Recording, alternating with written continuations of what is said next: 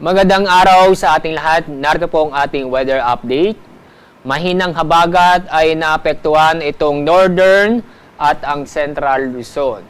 Yung pong low pressure area malapit po sa Batanes area, kaninang hapon ay tuluyan na pong nalusaw. Isa na lamang pong weather system o yung bagyo na po ang binabantayan natin o tropical depression. Nasa labas po ng ating Philippine Area of Responsibility. Nasa layong 2,105 kilometers east-northeast ng extreme northern Luzon. Isa siyang tropical depression na ang lakas ng hangin nito ay umabot sa 55 kilometers per hour. Ito yung lakas ng hangin malapit sa gitna ng bagyo. At sa kasalukuyan, napakalayo na itong bagyo sa ating bansa. So malabo na itong pumasok sa ating Philippine Area of Responsibility.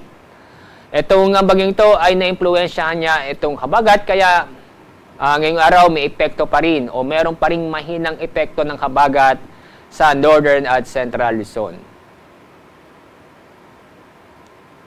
Sa ating magiging lagyan na panahon bukas, meron pa rin mahinang epekto ng habagat sa northern at central Luzon.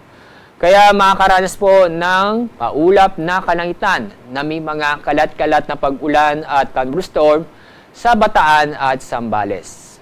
Kaya paalala po sa mga kababayan po natin, patuloy pa rin tayong mag-ingat dahil nandiyan pa rin po ang banta ng landslide o flash flood dahil sa mga pamisa-misang malalakas na pag-ulan. Samantala, ito pong lalabing bahagi po ng Luzon. At kasama na rin po ang buong Visayas at ang buong Mindanao. Bukas, fair weather po tayo o maganda ang panahon ang inaasahan po natin. At may oras po tayo o may oras na masisilayan po natin si Haring Araw. Pero may tsansa pa rin po ang mga isolated na pag-ulan o mga biglaang buhos na ulan dahil sa thunderstorm. Pagdating po sa ating 3-day weather outlook. Mula Friday hanggang Sunday next week, meron pa rin pong mahinang epekto ng habagat doon naman po sa northern at central Luzon. Kaya sa susunod po 3 araw, sa piling lugar po sa Luzon, inyo makikita, fair weather po tayo o maganda ang panahon, maliban lang po sa mga isolated na pag-ulan.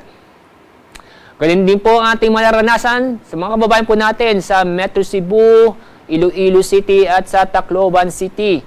Fair weather po tayo o magandang panahon sa susunod na 3 araw maliban sa mga localized thunderstorm.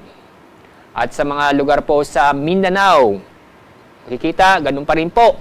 O pares po ang ating panahon sa Luzon, Visayas na fair weather o bahagyang maulap hanggang sa maulap na kalangitan, maliban lang po sa mga localized thunderstorm, kung saan magbibigay ito ng mga biglaang buhos na ulan. Ang araw pong lulubog mamaya pong 6:23 ng hapon. Bukas, ang araw sisikat sa ganap na 5:41 ng umaga. Yan po ang ating weather update mula sa Pag-asa. Ako po si Alzar D. Aurelio.